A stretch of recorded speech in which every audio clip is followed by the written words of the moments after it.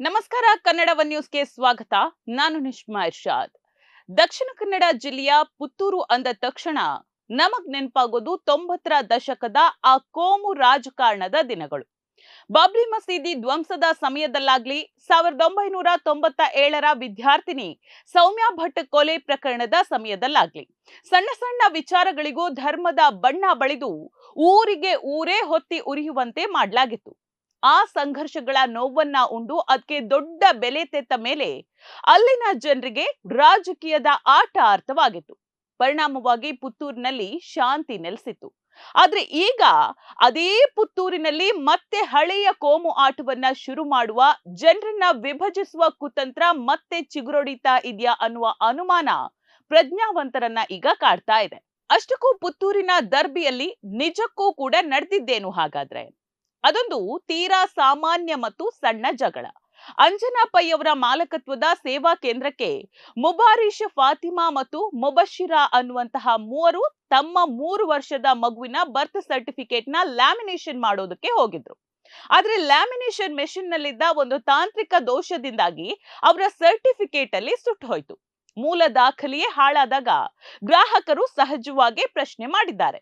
ಮಾತಿಗೆ ಮಾತು ಬೆಳೆದಿದೆ. ಆ ಸಂದರ್ಭದಲ್ಲಿ ಈ ಹಂತದಲ್ಲಿ ಗ್ರಾಹಕರು ಘಟನೆಯನ್ನ ವಿಡಿಯೋ ಮಾಡೋದಕ್ಕೆ ಹೊರಟಾಗ ಅಂಗಡಿಯ ಮಾಲಕಿ ಅಂಜನಾ ಪೈ ಅವರು ಹಲ್ಲೆಯನ್ನ ನಡೆಸಿದ್ದಾರೆ. ಅಲ್ಲಿಗೆ ಮುಗಿಬೇಕಿದ್ದಂತಹ ವಿಚಾರ ಮಾಲಕಿಯ ಮಗ ಸುದರ್ಶನ್ ಪೈ ಮತ್ತು ಸಾರ್ವಜನಿಕರು ಮಧ್ಯಪ್ರವೇಶಿಸ್ತಾ ಇದ್ದಂತೆ ವಿಕೋಪಕ್ಕೆ ತಿರುಗಿ ಹೋಗಿದೆ. ಗಮನಿಸಿ, ಇಲ್ಲಿ ಮಗುವಿನ ಬರ್ತ್ ಸರ್ಟಿಫಿಕೇಟ್ ಸುಟ್ಟು ಹೋಗಿದ್ದಕ್ಕೆ ಅಂಗಡಿ ಮಾಲಕರು ಹಿಂದೂ ಅನ್ನೋದಾಗ್ಲಿ, ಅದನ್ನ ಪ್ರಶ್ನೆ ಮಾಡಿದ್ದಕ್ಕೆ ಗ್ರಾಹಕರು ಮುಸ್ಲಿಂ ಅನ್ನೋದಾಗ್ಲಿ ಕಾರಣ ಅಲ್ಲ. ಅದೊಂದು ವ್ಯಾಪಾರಿ ಮತ್ತು ಗ್ರಾಹಕರ ನಡುವೆ ನಡೆದಂತಹ ಒಂದು ಸಹಜ ಗಲಾಟೆ. ಆದ್ರೆ ಅನ್ಯ ಧರ್ಮೀಯರ ನಡುವೆ ಗಲಾಟೆಯಾಗೋದನ್ನೇ ಕಾಯ್ತಾ ಇದ್ದಂತಹ ಕೆಲ ಕಿಡಿಗೇಡಿಗಳು ಜಗಳ ಬಿಡಿಸಿ ಶಾಂತಿ ಸ್ಥಾಪಿಸೋ ಬದಲು ಧರ್ಮದ ಆಧಾರದಲ್ಲಿ ಗುಂಪು ಕಟ್ಕೊಂಡು ಬಂದ್ರು. ತಕ್ಷಣವೇ ಅದಕ್ಕೆ ಹಿಂದೂ ಮುಸ್ಲಿಂ ಅಂತ ಹೇಳಿ ಬಣ್ಣ ಹಚ್ಚಿ ಇಡೀ ಘಟನೆಯನ್ನ ದೊಡ್ಡ ಕೋಮು ಸಂಘರ್ಷದಂತೆ ಬಿಂಬಿಸುವಂತಹ ಒಂದು ಗಂಭೀರವಾದ ಪ್ರಯತ್ನ ಅಲ್ಲಿ ನಡೆಯಿತು. ಒಂದು ಸಣ್ಣ ಮಾತಿನ ಚಕಮಕಿ ದೊಡ್ಡ ಮಟ್ಟದ ಗಲಾಟೆಯಾಗಿ ಬದಲಾಗ್ತಾ ಇದ್ದಂತೆ ಪರಿಸ್ಥಿತಿ ಕೈಮೀರಿ ಹೋಗಬಹುದಾಗಿದ್ದ ಅಪಾಯ ಕೂಡ ಅಲ್ಲಿ ಇತ್ತು. ಆದ್ರೆ ದಕ್ಷಿಣ ಕನ್ನಡ ಜಿಲ್ಲೆಯ ಎಸ್ಪಿ ಡಾಕ್ಟರ್ ಅರುಣ್ ಕೆ ಮತ್ತು ಕಮಿಷನರ್ ಸುಧೀರ್ ಕುಮಾರ್ ರೆಡ್ಡಿ ಅವರಂತಹ ದಕ್ಷ ಅಧಿಕಾರಿಗಳ ಸಮಯೋಜಿತ ಕಾರ್ಯಾಚರಣೆ ಇಲ್ಲಿ ದೊಡ್ಡ ಅನಾಹುತವನ್ನೇ ತಪ್ಪಿಸಿತು ಅಂತ ಹೇಳ್ಬೋದು. ಪೊಲೀಸರು ತಕ್ಷಣವೇ ಸ್ಥಳಕ್ಕೆ ಧಾವಿಸಿ ಪರಿಸ್ಥಿತಿಯನ್ನ ಹತೋಟಿಗೆ ತಂದ್ರು.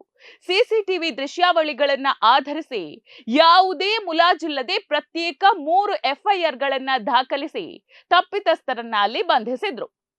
ಪೊಲೀಸರು ತನಿಖೆ ನಡೆಸಿ ಹೊರಹಾಕಿದ ಸತ್ಯಗಳು ಈಗ ಘಟನೆಯ ಅಸಲಿ ಮುಖವನ್ನ ಅನಾವರಣಗೊಳಿಸಿದೆ. ಪ್ರಕರಣದ ಪ್ರಮುಖ ಆರೋಪಿ ಸುದರ್ಶನ್ ಪೈ ಮೇಲೆ ಈಗಾಗಲೇ 2021ರ ರಾಮನಗರದ ಕೊಲೆ ಯತ್ನ ಪ್ರಕರಣ ಮತ್ತು ಮಂಗಳೂರಿನ ಎನ್ಡಿಪಿಎಸ್ ಅಂದ್ರೆ ಮಾದಕ ದ್ರವ್ಯ ಪ್ರಕರಣ ಇದೆ. ಇನ್ನು ಆತನ ತಂದೆ ಸದಾಶಿವ ಪೈ ಹಾಗೂ ಇನ್ನೊಬ್ಬ ಆರೋಪಿ ನೌಶಾದ್ ಮೇಲೆ 2024ರ ರೋಡ್ ರೇಜ್ ಅಂದ್ರೆ ರಸ್ತೆ ಜಗಳ ಪ್ರಕರಣದ ಹಿನ್ನೆಲೆ ಕೂಡ ಇದೆ. ಅಂದ್ರೆ ಇಲ್ಲಿ ಗಮನಿಸಿ, ಇಲ್ಲಿ ಸೇರಿದ್ದವರಾಗಿ ಧರ್ಮ ರಕ್ಷಕರಿಗಿಂತ ಹೆಚ್ಚಾಗಿ ಅಪರಾಧ ಹಿನ್ನೆಲೆಯುಳ್ಳವರೇ ಮುಂಚೂಣಿಯಲ್ಲಿದ್ರು ಅನ್ನೋದನ್ನ ಪೊಲೀಸರು ಕಟ್ಟುನಿಟ್ಟಿನ ತನಿಖೆಯಲ್ಲಿ ಎತ್ತಿ ತೋರಿಸಿದ್ದಾರೆ.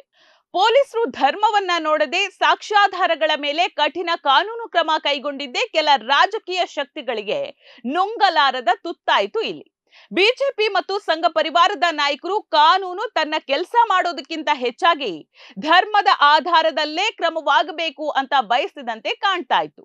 ಅದಕ್ಕಾಗಿ ಮಾಜಿ ಬಿಜೆಪಿಯ ಶಾಸಕ ಸಂಜೀವ ಮಠಂದೂರು ಅವರಂತಹ ನಾಯಕರು ಸೋಷಿಯಲ್ ಮೀಡಿಯಾಗಳಲ್ಲಿ ಬಂದ್ಗೆ ಕರೆ ನೀಡಿ ಪ್ರಚೋದನಕಾರಿ ಬರಹವನ್ನ ಹಂಚಿಕೊಂಡಿದ್ದಕ್ಕಾಗಿ ಅವರ ವಿರುದ್ಧವೇ ಪೊಲೀಸರು ಪ್ರಕರಣವನ್ನ ದಾಖಲಿಸಬೇಕಾಯಿತು. ಇಲ್ಲಿ ಮತ್ತೊಂದು ಗಂಭೀರ ವಿಚಾರ ಅಂದ್ರೆ ಸ್ಥಳೀಯ ಕಾಂಗ್ರೆಸ್ ಶಾಸಕ ಅಶೋಕ್ ಕುಮಾರ್ ರೈ ಅವರನ್ನ ಗುರಿಯಾಗಿಸಿ ನಡೆಸಲಾಗ್ತಾ ಇರುವಂತಹ ಅಪಪ್ರಚಾರ. 2023ರವರೆಗೂ ಅದೇ ಸಂಘ ಪರಿವಾರದಲ್ಲಿದ್ದು ಹಿಂದುತ್ವದ ಐಕಾನ್ ಅಂತೆ ಗುರುತಿಸಿಕೊಂಡಿದ್ದ ಅಶೋಕ್ ರೈ ಅವರನ್ನ ಈಗಿನ ರಾಜಕೀಯ ಲಾಭಕ್ಕಾಗಿ ಹಿಂದೂ ವಿರೋಧಿ ಅಂತ ಬಿಂಬಿಸಲಾಗ್ತಾ ಇದೆ. ಅವರು ಕೇಸರಿ ಶಾಲ್ ಹಾಕೊಳ್ಳೋದನ್ನು ನಾಟಕ ಅಂತ ಹೇಳಿ ಕೆಲವರು ಟೀಕಿಸ್ತಾ ಇದ್ದಾರೆ. ಅಂದ್ರೆ ನೋಡಿ, ಇವರ ಪ್ರಕಾರ ಬಿಜೆಪಿ ಮತ್ತು ಸಂಘ ಪರಿವಾರದಲ್ಲಿದ್ರೆ ಮಾತ್ರ ಹಿಂದೂಗಳು, ಬೇರೆ ಪಕ್ಷದಲ್ಲಿದ್ರೆ ಅವರು ಹಿಂದೂಗಳೇ ಅಲ್ಲ. ಈ ಮಟ್ಟದ ರಾಜಕೀಯ ತಂತ್ರಜ್ಞಾನ ಪುತ್ತೂರಿನಲ್ಲಿ ನಡೀತಾ ಇದೆ. ಸಾಮಾಜಿಕ ಜಾಲತಾಣಗಳಲ್ಲಿ ಮುಸ್ಲಿಂ ಸಮುದಾಯವನ್ನ ಜಿಹಾದಿಗಳು, ಮತಾಂಧರು ಅಂತ ನಿಂದಿಸೋದು, ಇಡೀ ಸಮುದಾಯವನ್ನ ಅಪರಾಧಿಗಳಂತೆ ಚಿತ್ರಿಸೋದು ಧರ್ಮದ ರಕ್ಷಣೆ ಅಲ್ಲ. ಅದು ಸಮಾಜದ ಶಾಂತಿಯೊಂದಿಗೆ ಆಡುವ ಅಪಾಯಕಾರಿ ಆಟ ಕಣ್ರಿ. ಒಂದು ಅಂಗಡಿಯೊಳಗಿನ ವೈಯಕ್ತಿಕ ಗಲಾಟೆಯನ್ನ ಇಡೀ ಎರಡು ಸಮುದಾಯಗಳ ನಡುವಿನ ಯುದ್ಧ ಅನ್ನುವಂತೆ ಬಿಂಬಿಸಿದ್ರೆ ಅದರ ನೇರ ಪರಿಣಾಮ ಬೀಳುವುದು ಅಲ್ಲಿನ ಸಾಮಾನ್ಯ ಜನರ ದಿನನಿತ್ಯದ ಬದುಕಿನ ಮೇಲೆ ಅನ್ನೋದನ್ನ ದಯವಿಟ್ಟು ಅರ್ಥ ಮಾಡ್ಕೊಳ್ಳಿ. ಇತ್ತೀಚೆಗೆ ಪುತ್ತೂರಿನಲ್ಲಿ ಬ್ರೆಡ್ಡಿಗೆ ಜಾಮ್ ಬಳಿಯೋದಕ್ಕೆ ಪಕ್ಕದ ಅಂಗಡಿಯಿಂದ ಚಾಕು ತಂದು ಹಿಂದಿರುಗಿಸುವಾಗ ಹುಡುಗಿಯೊಬ್ಳು ಭಯ ಪಟ್ಕೊಂಡಿದ್ದನ್ನೇ ಹಿಂದೂ ಮುಸ್ಲಿಂ ವಿಷಯವಾಗಿ ಮಾಡೋದಕ್ಕೆ ನೋಡಿದ್ರು.